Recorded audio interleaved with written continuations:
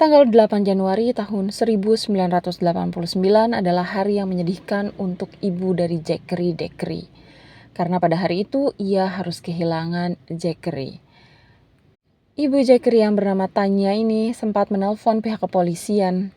Tanya menelpon pihak kepolisian dan mengatakan bahwa ada 3 orang berkulit hitam ini menculik anaknya di dekat pusat perbelanjaan. Tapi ternyata saat pihak kepolisian yang memulai penyelidikan terhadap kasus hilangnya Zachary ini, dengan cepat aja nih pihak kepolisian ternyata mengetahui kalau Tanya ini tuh sedang berbohong. Waktu didesak sama pihak kepolisian, akhirnya Tanya ini mengatakan kalau dia tuh sudah melakukan hal yang buruk.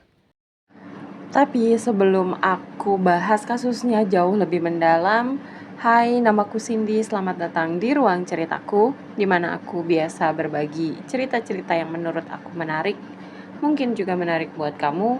So, jangan lupa buat share video ini kepada teman-teman kamu yang suka sama pembahasan yang sama. Dan jangan lupa buat klik tombol subscribe supaya kamu tahu cerita-cerita menarik lainnya dari aku. Sudah? Kalau gitu, mari kita mulai pembahasannya.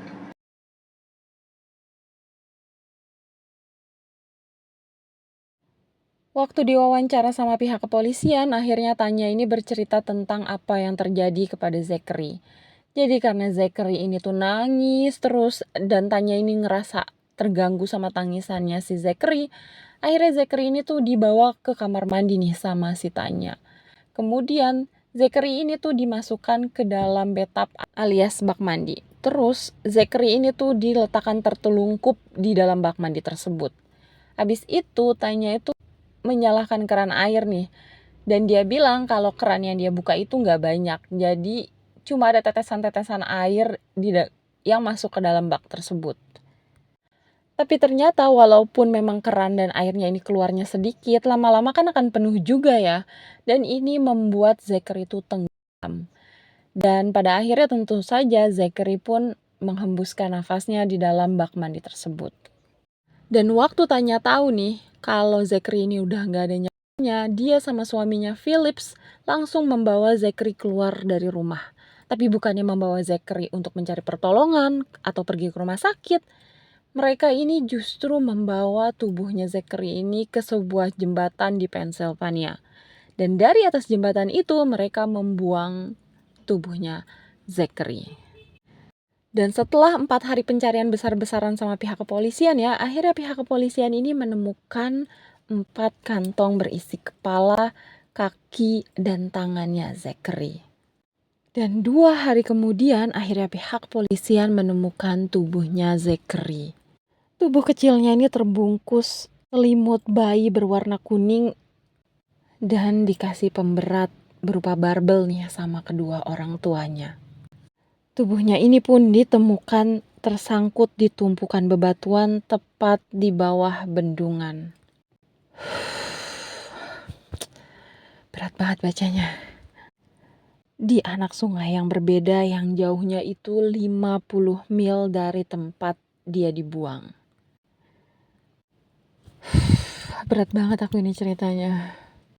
Dan saat tim forensik ini memeriksa tubuhnya Zack, ternyata 6 tulang rusuknya Zack dan tulang selangkanya itu patah.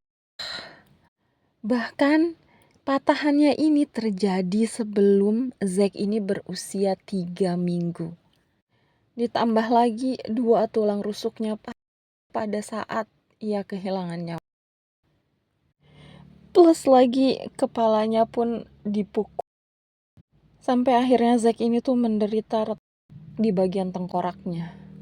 Dan akhirnya Tanya, sang ibu tuh didakwa dengan pembunuhan tingkat pertama. Sementara itu, Philip, sang ayah ini didakwa karena telah memisah-misahkan tubuhnya Zack dan bekerja sama dengan istrinya, Tanya. Dan akhirnya ya, di akhir Januari tahun 1989, Zack ini dimakamkan. Dan pada hari pemakaman ini, Tanya minta izin kepada pihak kepolisian dan hakim buat mendatangi pemakamannya Zack. Tapi tentu aja itu ditolak.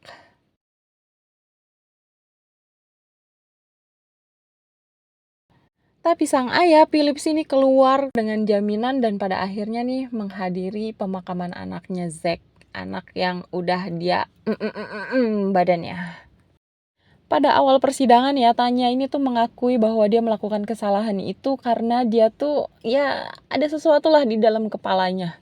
Tapi pada bulan April tahun 1989, Tanya ini tuh menulis surat buat hakim.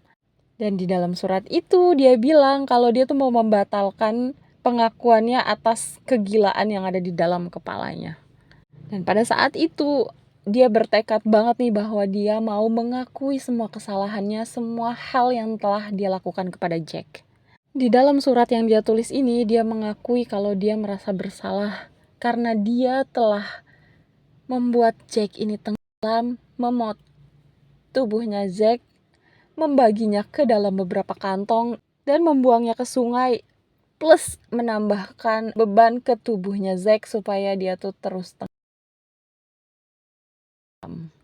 Dan pada Juli tahun 1989, Tanya akhirnya dinyatakan bersalah karena melakukan pembunuhan tingkat pertama. Dan Tanya pun akhirnya dijatuhi hukuman seumur hidup tanpa kemungkinan pembebasan bersyarat. Tahu rasa kau Tanya. Sementara Philip nih dinyatakan bersalah atas konspirasi kriminalnya dengan Tanya. Dan Philips ini dijatuhi hukuman 9 sampai 23 bulan penjara. Cuma 23 bulan penjara. Plus ditambah lagi nih 5 tahun masa percobaan buat Philips. Buat kalian yang belum yakin bisa jadi ibu dan bapak ya, lebih baik kalian tuh berpikir berkali-kali deh untuk melakukan sesuatu yang mungkin akan menghasilkan seorang bayi gitu ya. Atau kalian yang sudah menjadi suami istri tapi belum yakin kalau kalian tuh bisa jadi orang tua, mendingan kalian tunda dulu. Udah gak usah dengerin omongan orang-orang, tapi yakin diri kalian sendiri dulu bahwa kalian udah siap jadi orang tua. Daripada kalian nanti bisa jadi Tanya dan Philips ini, aduh amit-amit, jangan sampai ada lagi anak yang seperti Zack. So, itu tadi pembahasan tentang Zack. Jangan lupa kalian klik tombol subscribe supaya kalian tahu cerita-cerita menarik lainnya dari aku. Dan terakhir, dadah.